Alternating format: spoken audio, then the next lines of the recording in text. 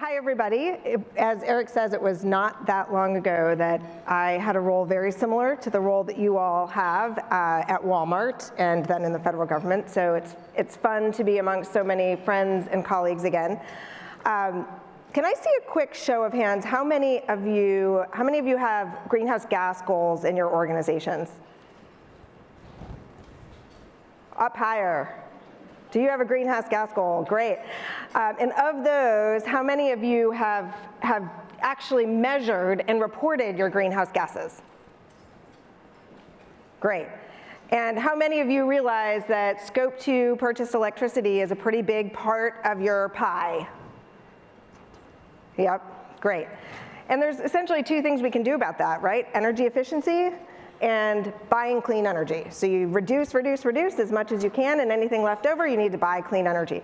How many of you feel like you have all the tools and resources and answers you need to buying clean power?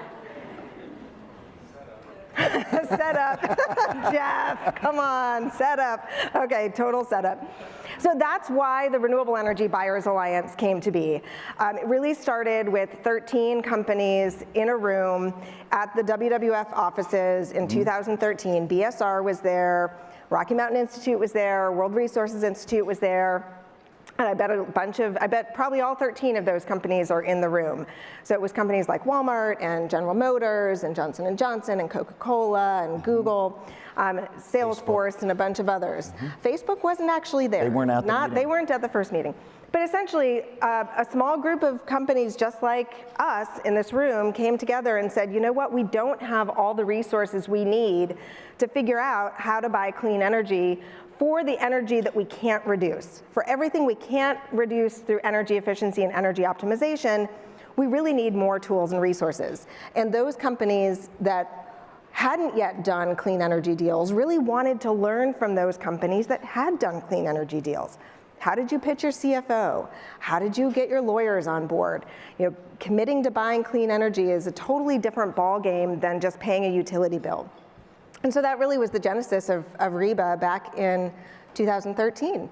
And that brings us to today. And one of the things that I remember played a really important role in driving us together were some pretty audacious goals. So why don't you say a little bit about the mission and some of those big numbers that I don't remember where we got them, but they sure got everyone's attention. All right, well, maybe I'll put it back to the audience again. How many of you have clean energy goals? Either 100% renewable energy, 100% zero carbon energy, science-based greenhouse gas target that you know you're gonna need clean energy as a part of? Right, so that's really where this started, was companies saying, we want to be a part of the solution. We know that commercial and industrial energy consumers are the largest source of energy-related greenhouse gas emissions in this country, and we want to solve this problem. So when Reba started, we set a couple of pretty audacious goals, and they still guide us for the next few years. So the first is to facilitate 60 gigawatts of new renewable energy by 2025. And importantly, one that we just added when we spun off of the 4 NGOs to become a standalone organization was to expand the number of buyers that are engaging in the market to 50,000 buyers. We really want to create a market that works for all kinds of companies, not just what the big companies with professional energy teams can do. So we're really striving for that. And say a little bit more about that, because it's a really important point. Companies are at very different places, they're in very different sectors. You've got large buyers, small buyers, coming at this from different angles. You've built a mighty team in a short period of time where mighty equals 24 people. So yep. How are we gonna partner? How are we gonna cover this sort of multitude of needs? What's your approach to that? Great, so what do we actually do is what you're asking. So what do we actually do, especially when we have companies so far across the spectrum, some very far along and already achieved their 100% clean energy goals, and some just starting and not even knowing really where to begin. So in sort of plain language, I like to say what we're doing is both lifting the floor and cracking the ceiling at the same time. So the lifting the floor side is we have a whole suite of educational and learning tools. Everything from just sort of static online resources, toolkits, guidebooks, step-by-step manuals on how to do clean energy deals, all the way through to very in-depth, in-person, peer-to-peer boot camps. So this is all in the education lift the floor side. So our boot camps, for example, are pretty small. Anyone here ever attended a Reba boot camp? A couple. Courtney, you didn't raise your hand. So Reba boot camps, Hugh raised his hand. So Reba boot camps are small settings, peer-to-peer taught. So the faculty are other energy and sustainability officers from other corporations teaching you how to do deals, how to talk to your CFOs, how to think about risk in deals, how to mitigate risk in deals, how to put out an RFP. So the education side is a really important component. That's the lifting the floor. How do we get as many companies as we can using the market structures available today and not reinventing the wheel? But the second element is how do we crack the ceiling? So for those companies that have done deals, done clean energy deals, or have tried to, pretty quickly they come up against some intractable regulatory and market structure barriers. So we need to be innovating as a community. How do we solve these barriers together? How do we identify what are the biggest barriers and then come up with solutions to them? And all of that is done really through community building. It's really about energy buyers, energy consumers learning from one another.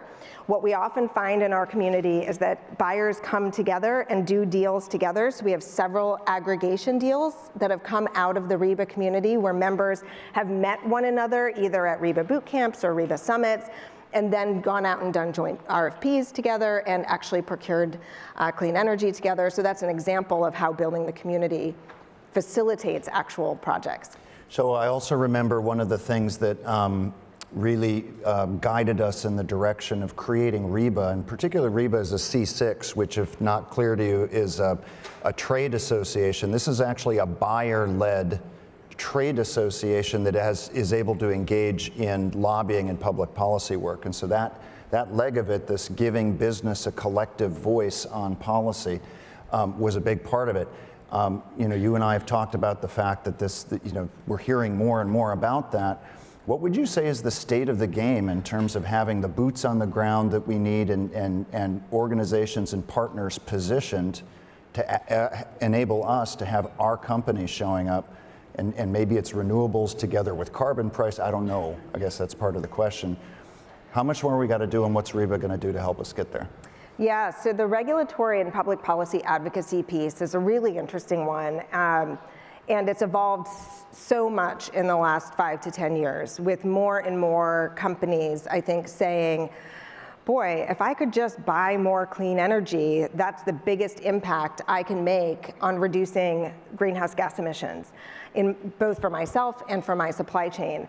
But I'm bumping up against barriers. Either I'm operating in a market where I have no choice, I can only buy power from one provider, or I'm in markets where I do have choice, but the market structures are just prohibitively hard to navigate.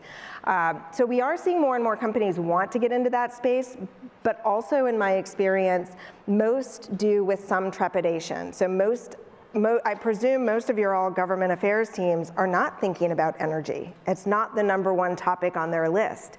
It's not core to most energy buyers' businesses.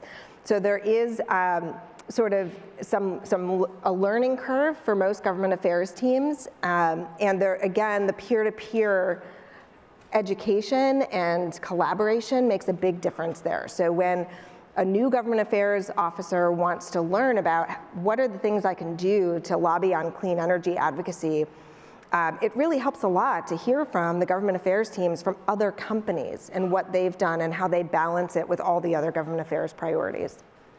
So we're doing a bunch of work on government affairs, both at the state level, at the regional level, and at the federal level.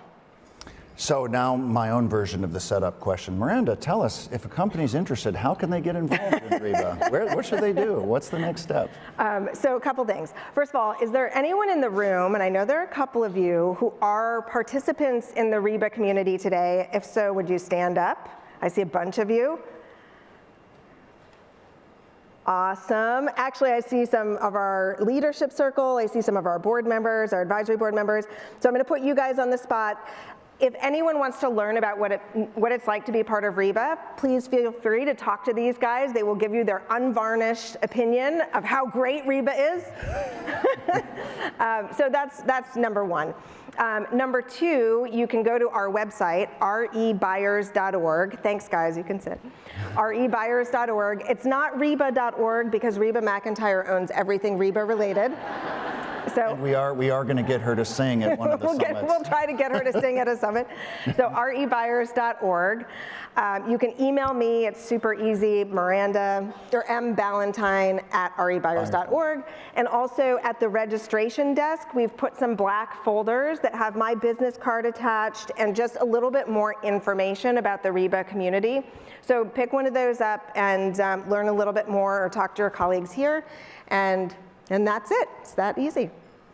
Miranda, it is so exciting to see where we have come and where we're going. I want to thank you for your leadership. Join me in thanking Miranda, and please look us up.